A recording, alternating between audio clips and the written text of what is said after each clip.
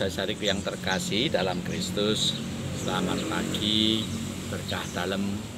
Kita berjumpa lagi di dalam acara Kompas Muntilan, komunikasi pastoral Santo Antonius Padua Muntilan di dalam acara Sapaan Pagi. Mari kita siapkan hati kita, diri kita untuk mendengarkan firman Tuhan kita Yesus Kristus. Kita tandai diri kita dengan tanda kebenaran Kristus. Demi nama Bapa dan Putra dan Roh Kudus. Tuhan beserta kita. Inilah Injil Yesus Kristus menurut Matius. Pada suatu hari Sabat, Tuhan Yesus dan murid-muridnya berjalan di ladang gandum. Karena lapar, murid-muridnya memetik bulir gandum dan memakannya. Melihat itu, berkatalah orang-orang Farisi kepada Tuhan Yesus, "Lihatlah, murid-muridmu berbuat sesuatu yang tidak diperbolehkan pada hari Sabat." Tetapi Tuhan Yesus menjawab, "Tidakkah kalian baca apa yang dilakukan oleh Daud ketika ia dan para pengikutnya lapar? Ia masuk ke dalam bait Allah dan mereka semua makan roti sajian yang tidak boleh dimakan kecuali oleh imam-imam.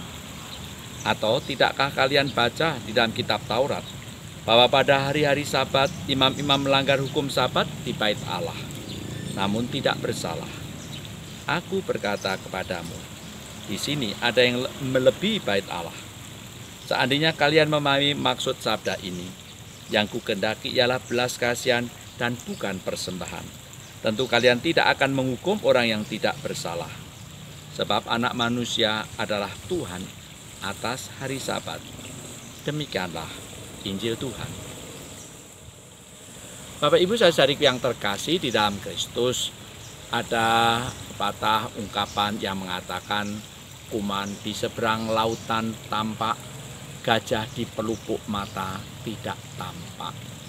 Apa itu? Ada kecenderungan di dalam kehidupan ini orang lebih suka melihat yang kecil-kecil meskipun itu tidak penting dan itu menjadi sesuatu yang besar. Sementara hal-hal yang pokok, hal yang besar yang ada malah diabaikan. Itulah ungkapan yang ada dan itulah yang terjadi juga pada orang-orang Farisi pada zaman Tuhan Yesus. Mereka suka ribut urusan hal yang remeh-temeh kecil dan dibesar-besarkan sehingga nampak seolah-olah penting, seolah-olah itu yang paling utama. Tetapi hal yang besar yang nampak di depan mata mereka seharusnya begitu, tetapi tidak diperhatikan, diabaikan, tidak dianggap sebagai kenyataan yang pantas untuk ditekuni, untuk diperhatikan.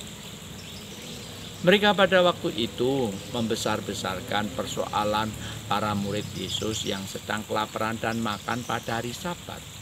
Sementara ada persoalan yang besar yang muncul di Israel pada waktu itu, adanya praktek-praktek ketidakadilan yang ada di masyarakat, yang baik dilakukan oleh para pemimpin agama ataupun oleh para pemimpin masyarakat atau orang-orang yang berkuasa pada zaman itu.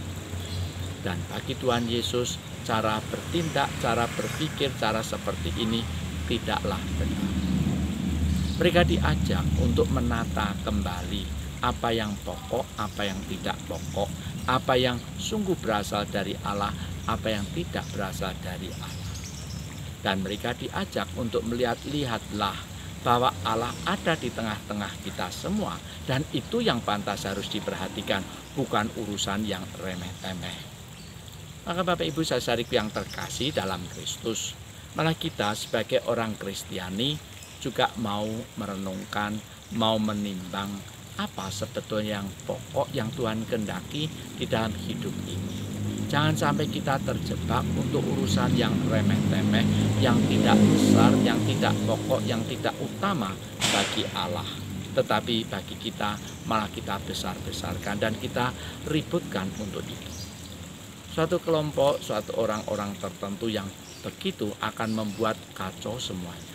Dan di dalam kehidupan kita, kalau tidak hati-hati, tidak hanya terjadi di masyarakat pada umumnya, tetapi bisa juga terjadi di antara kehidupan orang-orang beriman, di antara kita, di antara anggota gereja ini.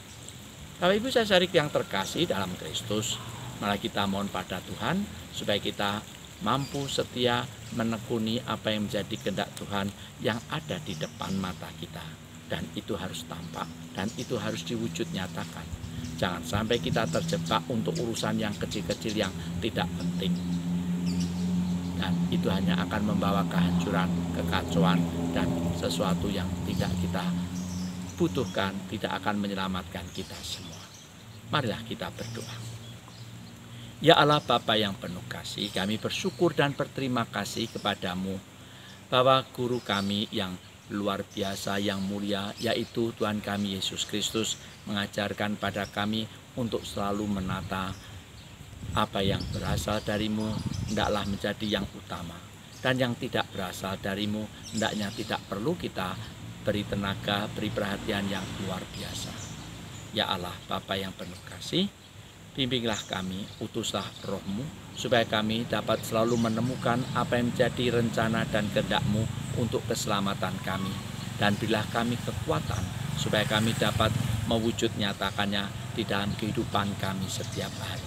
Semua ini kami mohon dengan perantaraan Kristus Tuhan kami. Amin. Mari kita mohon berkat dari Tuhan. Tuhan beserta kita. Semoga kita sekalian selalu dilindungi dan diberkati oleh Yang Maha Kuasa, Bapa dan Putra dan Roh Kudus. Terima kasih. Berkah dalam.